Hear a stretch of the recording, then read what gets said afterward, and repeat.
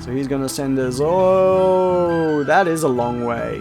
I'm not taking that detour, I don't think. That said, it could pay off. I don't know. Yeah, I think it came back down via Beijing. Yeah, don't want that. No, I don't want the Omsk. No, not the Omsk. Can I get to Quetta? Quetta would be nice. I suppose we're heading down to Agra, right? Do I have any recalled stop at... That departs tomorrow morning. I've got no hurry here, I suppose. I said I didn't want to take the Grand Trunk Road. We could go to Omsk. Yeah, you know what?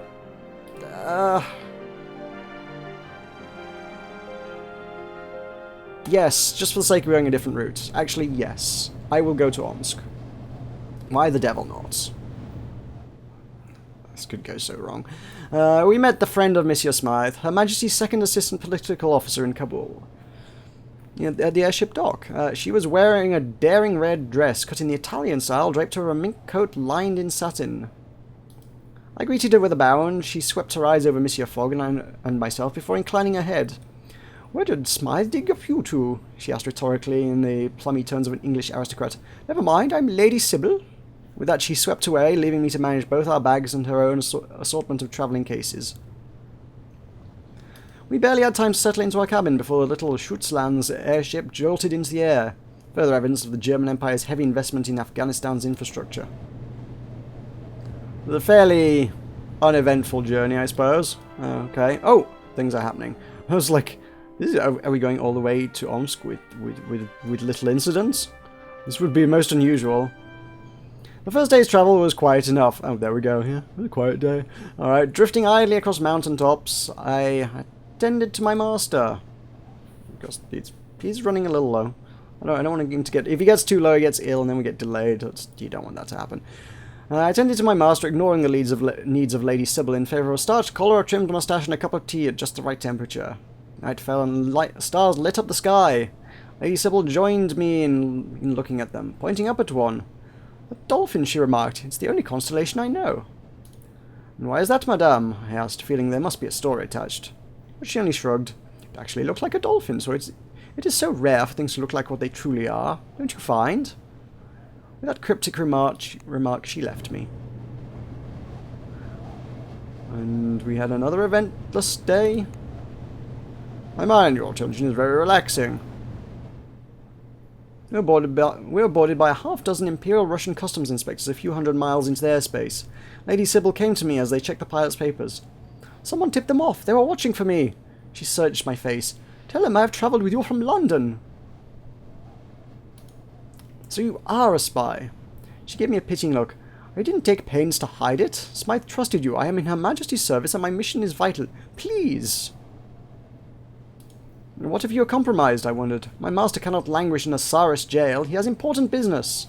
"Then tell them I bribed you, seduced you, or threatened you. Disavow me if I am caught. That's proper procedure anyway." Lady Sybil nodded. "I'll agree with whatever you come up with." There was a knock on the door. I considered Lady Sybil. Who was this woman? Was her mission true, or was that another lie?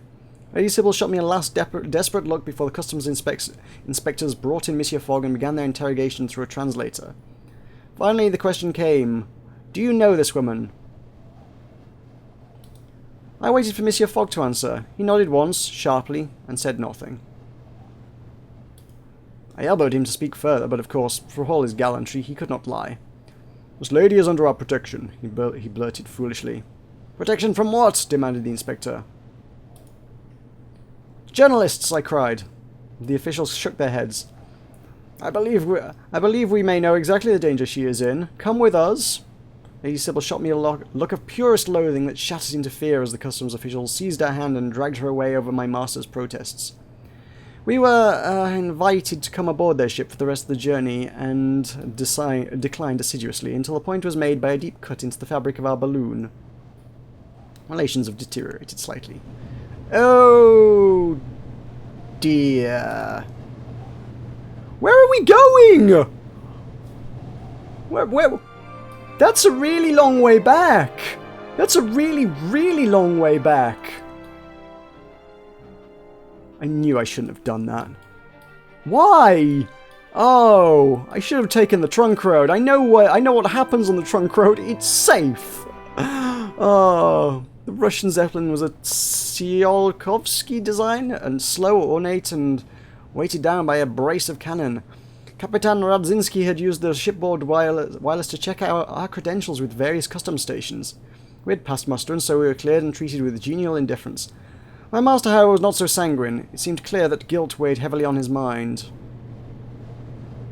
Ugh. That sucks. What can we sell here? And we are nowhere near anywhere I needed to be.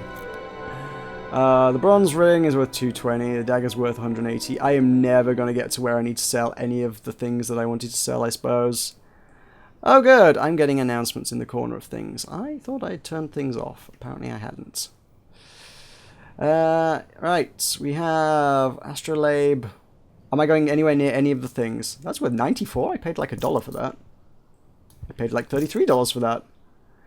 Alright, let's clean out all the things I was hoping could serve me so very, very well. We're never going to wind up in aggro again, are we? We're going to wind up in high yield. We add $100 for loaded dice. I'll take them. Dates and figs are worth £2. That's worth nothing. Collect things that might be worth some stuff, I suppose. Top hat for £56.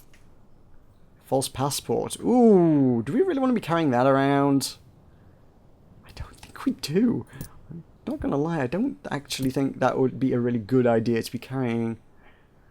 No, it could be useful, but I genuinely think that could go badly wrong. We're in Russia. Okay. Let us plan. So, right. 14 days to Vladivostok? Oh lord. Oh lord. I don't want to take that 14 days. 16 days to Pyongyang? Beijing. 15 days to Beijing. Beijing was the route we were told we could get to. Beijing might be where I want to go, I think. How much is it? How much is 2,300 to ride the Trans-Siberian Railway? Good job I made some good deals early on, isn't it? Really? We'll pass the night here, I think. Moscow is not a comfortable city for a Frenchman. A local composer just written a piece people were calling the 1812 Overture, commemorating the Russian victory over Napoleon's invading Grande Armée in that fateful year. Patriotic passions were at fever pitch. So I stayed, very sensibly, indoors. Alas, my friends, my solitude was quickly interrupted by an officious rap on the door. Two men in clothes so plain that they were almost certainly police officers invited themselves in. I had heard of the Okhrana, the newly formed secret police which investigated revolutionaries and malcontents. My luck, it seems, had deserted me. So I resolved to escape out the back door. I've always been somewhat clumsy, however, and was barely into my shoes by the time they had picked our lock and were inside. I tried a different tack and answered deferentially, keeping to the truth and not raising my eyes from the floor. They seemed skeptical about our journey, and I could not blame them. Anyone would be surprised by our supposed race, given it was day 26 and we were only just in Moscow. At length they nodded, one removed a curious monocle and placed it into his pocket. Hey, it's not my fault it's day 26 and we're in Moscow. I got screwed. Big time, on a number of occasions. This game likes doing that to me. It seems you are truthful. Crazy, but truthful. Why you travel through Russia, we do not understand. Perhaps you're heading for Vladivostok. We have considered it. Vladivostok is close to all but military personnel. If you're thinking of going that way, choose again. They proceeded to rummage through our cases, tossing our possessions in all directions, but evidently finding nothing of interest. Do not stay in Moscow too long. Russian air does not suit Frenchmen. I took their warnings to heart and quite looked forward to departing the Tsarist capital. Really? When does this train leave? How long does it take me to get to... When's this going to leave? Negotiate. Railway whistle allows us to... Compared to the price of the ticket, yeah. Go. Compared to the price of the ticket, that 400's... Yeah. I wasted way too much time with this little diversion to Moscow.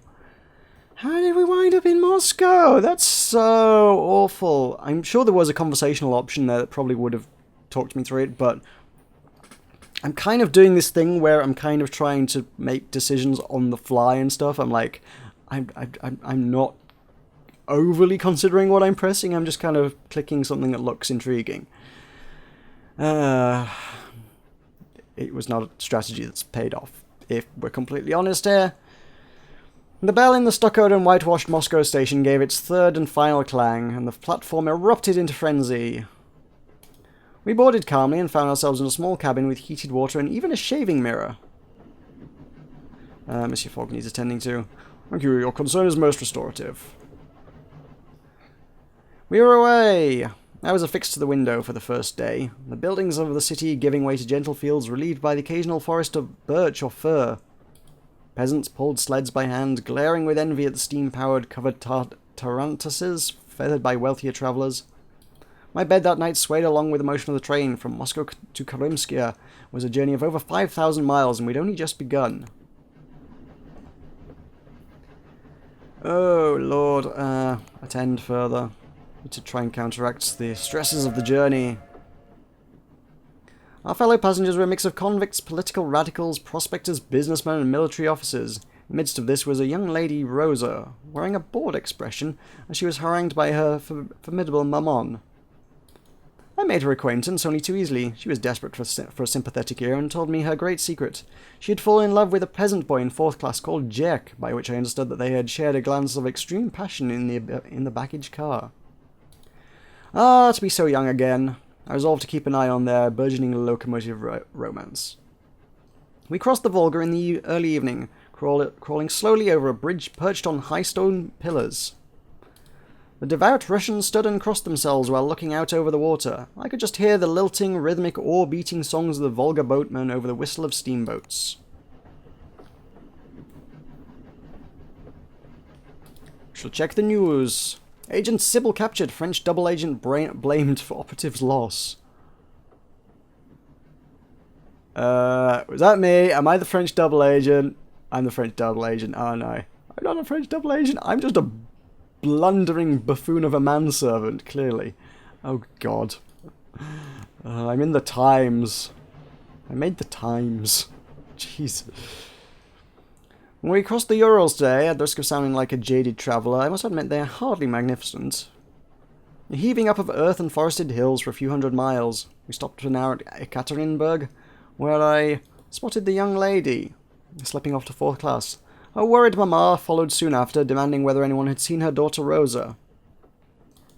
I made an excuse for Rosa, gesturing discreetly in the direction of the lavatories. They were mixed-sex conveniences, and the cause of much inconvenience, truth be told. Her mamma regarded me with suspicion, but thankfully did not outrightly accuse me of ungentlemanly designs upon her darling daughter. Rosa returned a half-hour hence, cheeks flushed but otherwise unharmed. She cast me a grateful glance. I could only hope her little amour would not blossom into outright scandal. I wanted to attend to Fogg. I shall converse. Greetings, Madame Pavlichenko. May I see your ticket? I despise this job. What options are there to get from Karimskia to... I think I know most of the places. Sursk, Pyongyang. Told you can reach Pyongyang from Karimskia. You mentioned trains. I want to take the Transcontinental Express from Salt Lake City to Cheyenne. From Pyongyang, can we get to... Yokohama? Indeed, you can get to Yokohama from Pyongyang by Korean trader, but the fare is well beyond most travellers. From Yokohama to Port Moresby? Talk a lot, don't you? Yeah, I do. Okay, Pyongyang to... Yeah, we can go... We can go that way around. Okay. That's not a bad one. San Francisco. Oh yeah, she talked about trains, so now we know that train route. That's a good little route. That's a very good little route. Probably an expensive route. I could really... I just wish I'd managed to make one of the really good trades. I really do. Time on board trains takes on a meditative quality. I visited the library car and met Goland, the daughter of a Mongol chieftain who was poring over a thick volume of algebra. I considered myself surprised her choice of reading, but she shrugged. I must study algebra if I am to be an engineer in the Imperial Army of Russia. I wish to leave behind my ancestors' warrior past. But you have a glorious history, I replied, aghast. Goland turned a page. A glorious history for men, for war. I'm going to make my own history. She folded the book closed. You have travelled, monsieur? They call us barbarians, don't they? She asked. Who are they, and what do they matter? I demanded, with fine rhetoric and spirit. Your life is yours. She leaned forward, eyes shining. The truth is, there is more going on in my country than most outsiders know. We are growing fast as a people. You mean territorial expansion? I asked, a trifle nervously. She leant back sharply as though stung. You're as bad as them all, she declared. You think us nothing but Genghis Khan's minions. I tried to dissuade her of the idea, but she would not relent. I had the idea of making her a gift, but nothing suitable presented itself, so in the end I bid her farewell and returned to the more stable company of Monsieur Fogg.